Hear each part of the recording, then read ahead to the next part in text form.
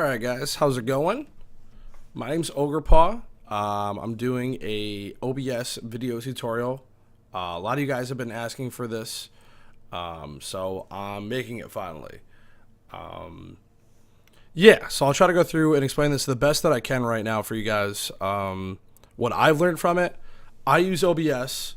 I know some people use XSplit. I'm more of an OBS guy myself. This is what I use, so this is just tips on OBS. If I don't cover anything on it, you can always put it in the comments down below on YouTube, because that's where I'll be uploading this to. But anyways, let me get into it. Let me show you guys. I kind of got something set up really quick. Here we go. All right. So this is OBS here. This is what's going to look like for you. These are kind of simple little sliders here for both your microphone and your audio.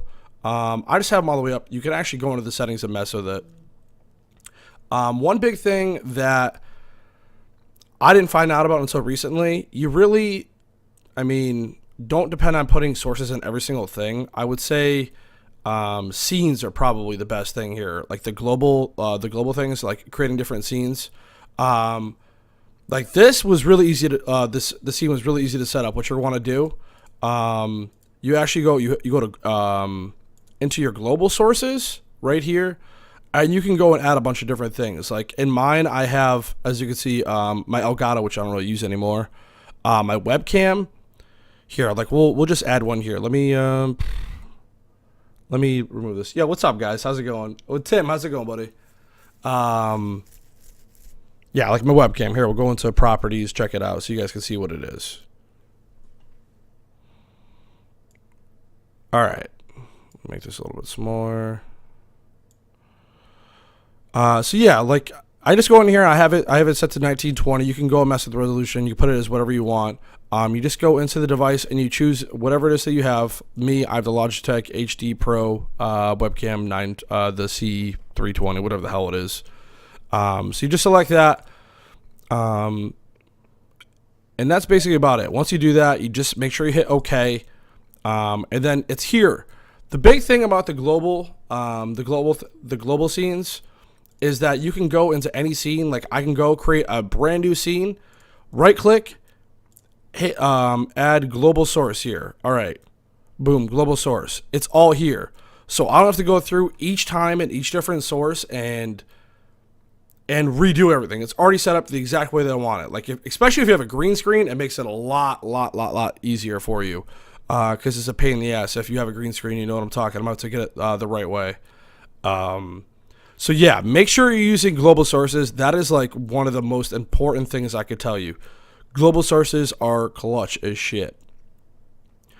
Now when you're adding, well, let's go over the settings first. Let's go over the settings. Yo, Mateo, what's up, man?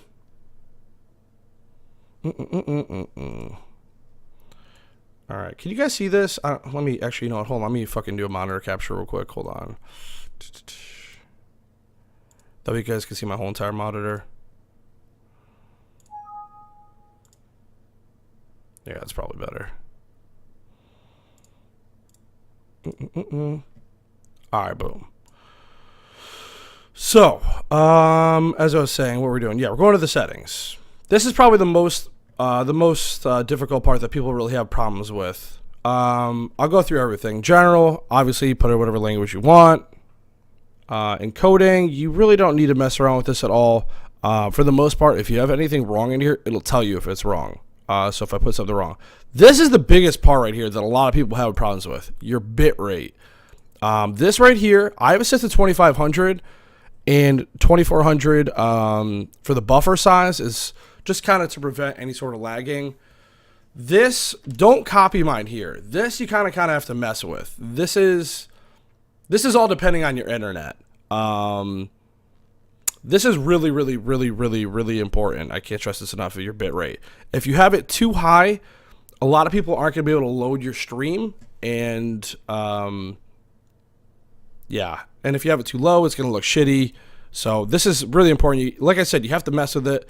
You can probably Google it. What's good for your up and down as far as your internet speed goes. But yeah, that's all you really need to do in here, I would say. That's the big thing, is the bitrate. Broadcaster settings, you just go into there, you put your own link. You'll find that you set it to Twitch. You'll find whatever server you have. Mine's New York. It'll recommend one to you as well too. You can do the auto reconnect. This is pretty sweet. You set that. So say you were ever to drop your stream, your internet goes out, it'll actually automatically try to reconnect for you. You could do the delay here. You don't really need to do that at all. I mean, unless you're scared of people stream sniping you, but there's already sort of a delay on Twitch, but I wouldn't really worry about this. Now, if you choose to have your file saved, you can do this. It's in here. Choose where you want it to go. I personally don't do that. All right, let's go over to video. All right, video, obviously, you're going to put your video card, whatever's you have in here, and your aspects ratio and all that stuff, 1920 by 1080. That's what you're going to want to have it set as. Otherwise, it's going to look funky if you don't. Shut up, Mateo. Ew, New York. Get out of here. FPS 60. This doesn't really matter unless your partner anyways. It's going to bring it down to 30. Really doesn't matter. Audio. Here we go. Okay, yeah, you go in here, your desktop. This is really important. Make sure you have this set to the right thing as well. Right now I have my mix amp for my audio, so this is important. If you're having trouble with feedback as far as audio goes, like people not being able to hear certain things, it's probably because you have the wrong thing selected. I have my Astro selected here, and my microphone, it says USB multi-channel device, but whatever it is for you. Push to talk delay, don't really need that. You can mess with this if you're a really low talker. I'm really loud, so I don't have this set up that high. You can put a boost on here, so it'll kind of magnify your voice, or you can go through in your settings on your microphone and do that as well. Hotkeys, this is all depending on what you want. I have some. I need to go through and actually mess with some of the hotkeys. That's something I've been slacking on. I need to fix them. Advanced. All right. This basically, again, most of the stuff in here is already set for you as to what it needs to be. So you really don't need to mess around with this too much, to be honest with you. Leave most of it.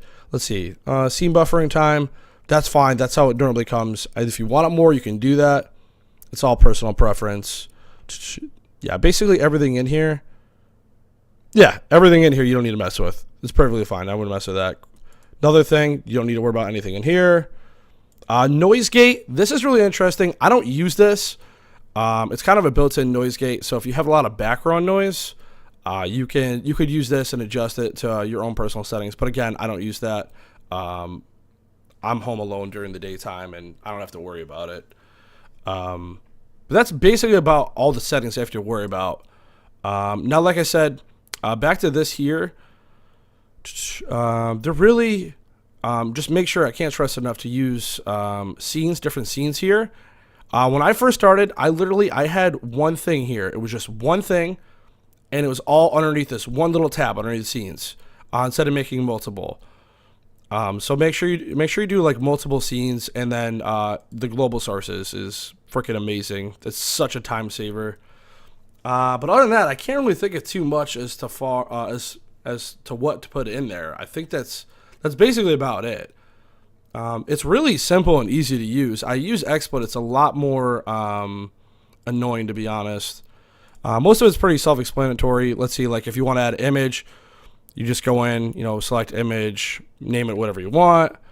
Then you just browse it and it'll put it in there. Like I said, it's really simple and really easy to use. I mean, at least I find it to be.